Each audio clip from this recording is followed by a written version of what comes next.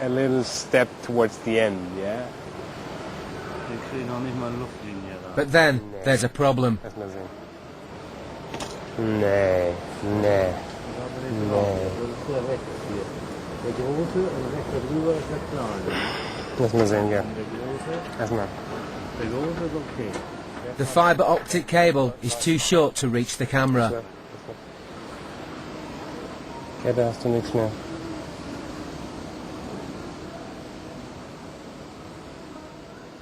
The connector is here, and the cable ends here, and we have to have another 1 centimeter, about about half an inch, which is the cable too short. I mean, but these are, yeah, these moments really piss me off. I mean, when you're almost done, so close, you can see the end. You almost stepped over the line, and then someone blocks you, hits you in the face, saying, "Hey, you're not yet done." How could you imagine? Despite the setbacks, the build must continue as fast as possible. Now they can begin mounting the engines, some of the most expensive parts of the whole aircraft. Together, 4 of these giant Rolls-Royce Trent 900s cost nearly £36 million, a quarter of the cost of the plane.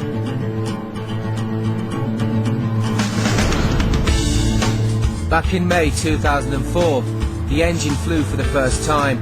It was bolted onto a much smaller airliner, dwarfing its other engines.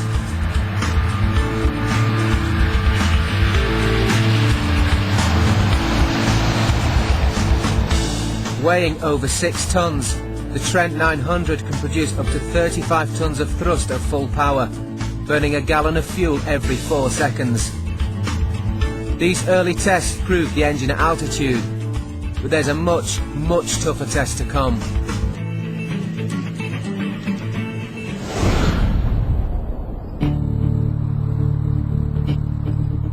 Here in Hucknall, Nottinghamshire, a second test engine will soon be a smoking ruin, deliberately destroyed as part of a dramatic yet vital safety test. It's an important time for the entire project, and as engineer Hilary Barton travels to the test, she admits to some nerves. Honestly, I've got a few butterflies at the moment, but basically everybody's done the preparation, and it's just now a matter of getting on and doing the test. But obviously before the engine starts, you're sitting there just kind of hoping it all go well, but just really waiting for it to happen now. Every few years, a fan blade will break in a jet engine somewhere in the world, a rare but violent event that must not put lives in danger. At the root of the coloured blade is an explosive charge. With the engine at full power, it will be detonated, releasing the blade with tremendous force. Whatever happens, no large debris can be allowed to burst out of the engine casing. If it did, it could do serious damage to the rest of the aircraft.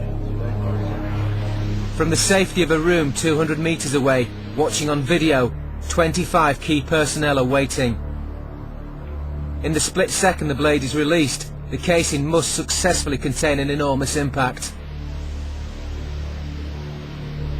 It is a very violent test. This thing is spinning around, it's at full power, so you've got the forces on the blade are quite significant. It's like having a locomotive hanging on that blade. So you're obviously having to contain the energy of that system. So there's a lot of energy involved in the design and containment of the blade.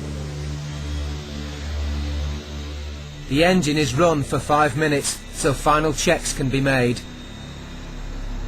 With such an expensive test, nothing can be allowed to go wrong. High-speed film cameras are used to analyse the action, and at last the throttles are opened and the engine brought to its full, awesome power.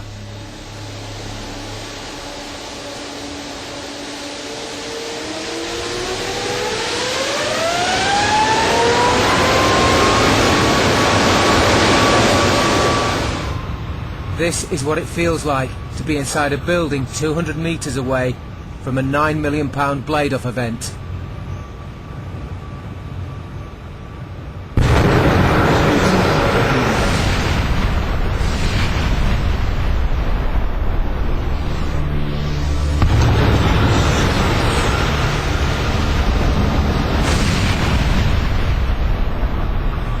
Blade-off testing is normally top secret, but for the first time, Rolls-Royce have released this footage.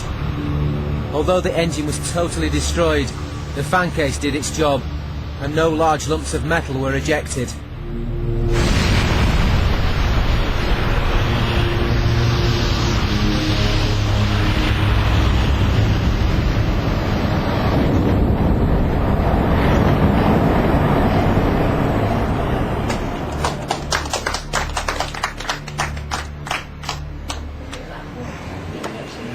Well, that was an expensive 5 minutes.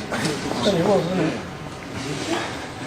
Feel very relieved. Obviously, it's gone well. We've had a good test, and it's all credit to the guys. And yes, we've got a successful test under a belt. So feel relieved and really pleased. By December, the plane is finally about to leave the equipping hall in France. Airbus are trying everything to make back time, even if it means working over Christmas. With the grand unveiling just 5 weeks away, the next giant task is to paint the massive machine. In yet another vast hangar, working over the holidays, 90 painters descend on the plane. First they rub down over 10,000 square metres of bodywork.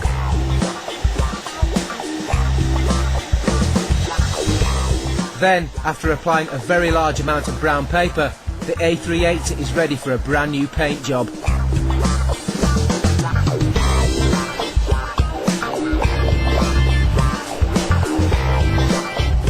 All in all, more than half a ton of paint and primer are needed to protect the aluminium skin from the elements. The final livery has been a closely guarded secret, until January the 18th, when the A380 goes public for the first time. The world's press are here, and as ever with this plane, it's a big deal. Inside part of the final assembly line, seating for 5,000 guests has been installed. In the equipping hall, now full of part-built planes, TV reporters are hard at work, feeding the story to the networks. Richard Branson has grabbed the headlines with news of double beds and casinos in his planes. For John Leahy and many others, it's a welcome moment of satisfaction. It took an awful long time to get here, didn't it? But now we're here. It's pretty exciting. The heads of state and governments arrive and take their places for a spectacle featuring dry ice, flying machines and computer graphics.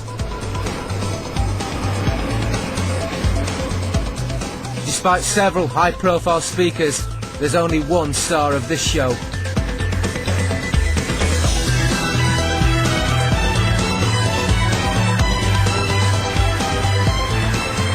Finally, the biggest airliner of all time is there for all to see.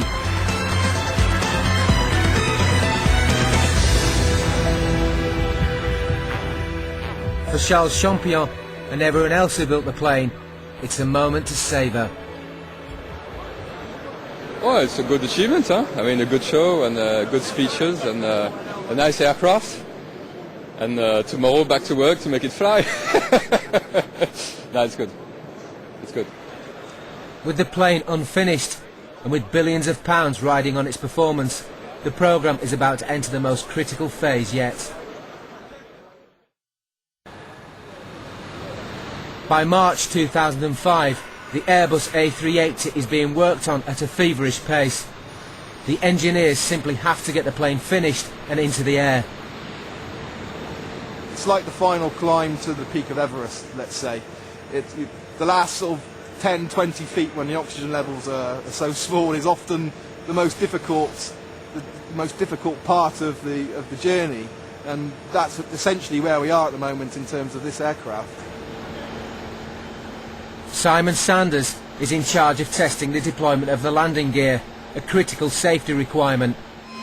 In just 56 days' time, the pilots' lives will depend on these 22 wheels, retracting and extending come what may. Donc c'est parti, maintenant on va faire une rentrée du train.